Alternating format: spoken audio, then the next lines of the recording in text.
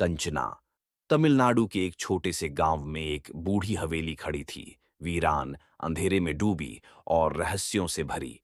लोग कहते थे कि उस हवेली में एक आत्मा का वास है, कंचना की आत्मा। बहुत साल पहले कंचना एक ट्रांसजेंडर थी, जिसे समाज ने तिरस्कृत किया, लेकिन उसके पिता ने उसे अपनाया, प्यार दिया और समाज में इज्जत से जीने की राह दिखाई। कंचना डॉक्टर बनना चाहती थी और उसने खूब मेहनत की, लेकिन उसकी जिंदगी में अंधेरा तब छा गया जब कुछ भ्रष्ट लोगों ने उसकी जमीन हथियाने के लिए उसे और उसके पिता को बेरहमी से मार डाला। कहते हैं, मरने से पहले कंचना ने कसम खाई, जिसने भी मेरे परिवार को मिटाया है, मैं उसे चैन से जीने नहीं दूंगी। समय बीत गया। गांव के लोग उस हवेली के पास नहीं फटकते, लेकिन एक दिन चेन्नई से अर्जुन नाम का युवक गांव आया। उसे कोई आत्मा भूतों पर यकीन नहीं था। वह एक साइंटिस्ट था जो पैरानॉर्मल एक्टिविटी पर रिसर्च कर रहा था।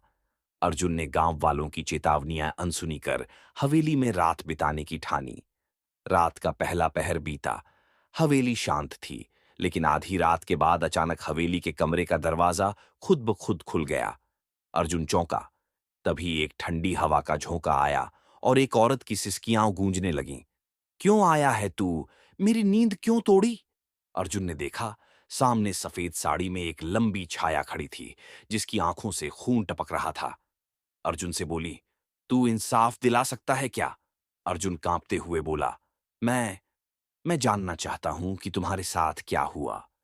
उस रात कंचना ने अपनी पूरी कहानी अर्जुन को सुनाई। कैसे उसके सपनों को रौंदा गया, कैसे उसकी जमीन छीनी गई और कैसे वह और उसका पिता मार दिए गए।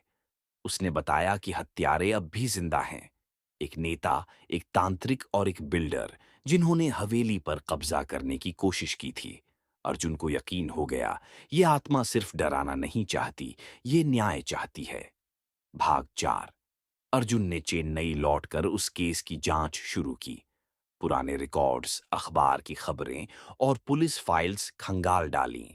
उसने पाया कि केस को जानबूझकर दबाया गया था। वह एक पत्रकार दोस्त के साथ मिलकर उस केस को फिर से उठाता है।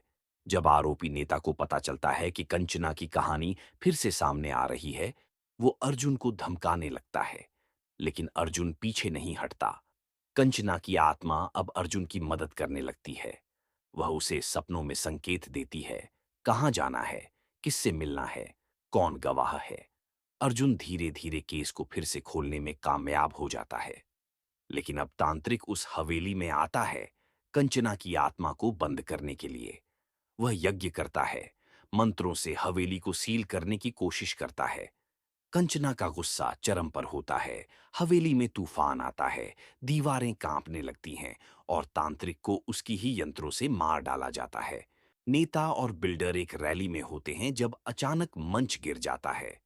अर्जुन सब रिकॉर्ड कर लेता है और कंचना की आत्मा उन दोनों को भी पकड़ लेती है। लेकिन कंचना की आत्मा अब भी शांत नहीं होती। अर्जुन उसे समझाता है, अगर तुम भी बदला लोगी तो क्या फर्क रहेगा उनमें और तुम में। कंचना की आत्मा रोती है। वह जानती है कि अर्जुन ठीक कह रहा है। अर्जुन कोर्ट में केस जीतता है। कंचना को न्याय मिलता है, उसकी जमीन वापस मिलती है। गांव में एक अस्पताल खोला जाता है, कंचना हॉस्पिटल, जो ट्रांसजेंडर्स के लिए मुफ्त इलाज करता है। आखिरी दृश्य, हवेली में एक दीपक जलता है। कंचना की आत्मा मुस्कुराते हुए कहती है, अब मैं शांति से जा सकती हूँ।